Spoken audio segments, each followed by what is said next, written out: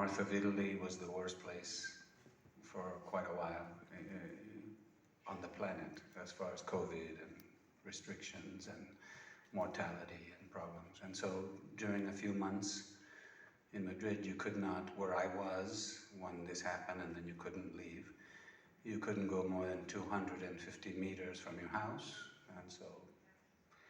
and if you went out of your house, there were police everywhere, and you had to be going to the nearest shop to buy food, or fix your computer, or go to a pharmacy. That was it. Or you had to have a dog or something.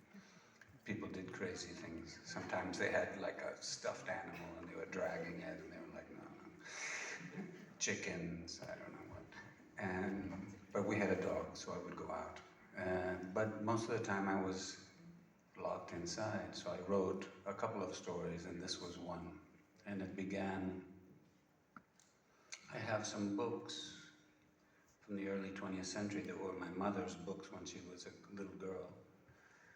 And they are hardcover with color illustrations of medieval knights and adventures, and I knew she used to read these books, and knowing her personality, very independent person,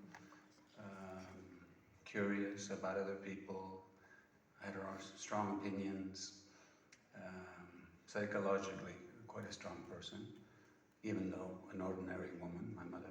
So this was the idea. I started writing about what I imagined her to be like as a little girl in the place where she grew up, this forest, and using her imagination.